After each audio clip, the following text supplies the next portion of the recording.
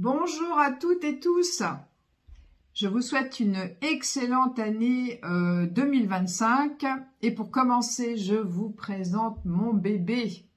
C'est mon petit velours. Il est absolument adorable. Alors pour commencer l'année, je voulais vous parler justement du signe du Capricorne. Ce n'est pas le signe de velours. Lui, il est né au mois de... Il est du signe de la Balance. Il est né au mois d'octobre. Voilà. Donc, pour en revenir à notre sujet, nous commençons donc l'année par ce signe solaire du Capricorne qui débute la saison d'hiver.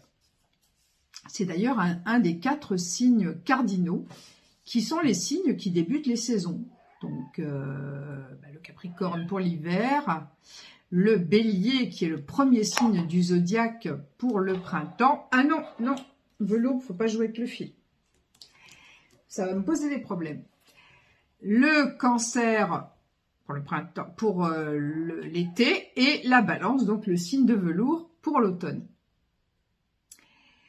Eh bien, vous retrouverez peut-être chez les gens du signe du Capricorne que vous connaissez, mais surtout peut-être ceux qui ont l'ascendant Capricorne, vous retrouverez ce caractère qui n'est pas vraiment extraverti, puisque effectivement, ces personnes sont nées dans la saison d'hiver, la nature est au point mort, les arbres ont perdu leurs feuilles, et nous sommes dans une période, on va dire, de préparation.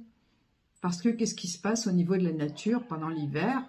Eh bien, tout est mort, mais la terre se prépare et les graines sont bien enfoncées dans la terre. Et tout ça, évidemment, va jaillir au printemps, au moment de la saison du Bélier. Voilà. Alors, le Capricorne est un signe de terre. Les 4 autres signes de terre sont la Vierge, le Taureau, le Capricorne. Je ne me rappelle plus de l'autre. Ah non, il n'y a que 3. Excusez-moi, il y a 4 éléments, donc il n'y a que 3 signes à chaque fois. Voilà. Donc, voilà. Donc, le Capricorne, c'est un signe de terre. Et vous voyez souvent dans le symbole, vous voyez cet animal qui grimpe jusqu'au sommet de la montagne. Bien, ça représente très bien le Capricorne. Parce que le Capricorne, c'est un signe concret. Les personnes qui sont nées sous ce signe ou qui ont cet ascendant, ça va être des personnes qui vont avoir beaucoup de patience. La planète du Capricorne, donc qui est en maîtrise dans le signe du Capricorne, c'est la planète Saturne. Cette lointaine planète qui met 29 ans à faire le tour du Soleil, qui est entourée d'anneaux et qui représente justement dans un thème astral la façon dont nous pouvons nous ancrer, la façon dont nous pouvons avoir de la discipline et où nous pouvons mettre nos projets en application concrète. Parce que les projets, comme son nom l'indique, on se projette sur quelque chose. Donc on le visualise, on le rêve, mais après il faut le concrétiser. Et le Capricorne a vraiment cette qualité pour prendre son temps, donc pour gravir lentement la montagne, pour arriver au sommet et pour pouvoir concrétiser son projet. Voilà, donc effectivement, la période Capricorne, ça va être une période où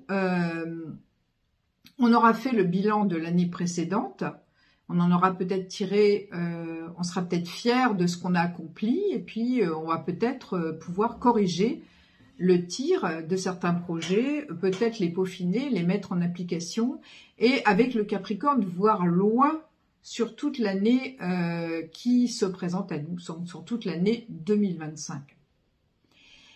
Et pouvoir aller plus haut, toujours plus haut dans nos projets, mais les accomplir pas à pas, avec cette notion du temps. Le Capricorne, c'est vraiment, on va dire, le maître des horloges.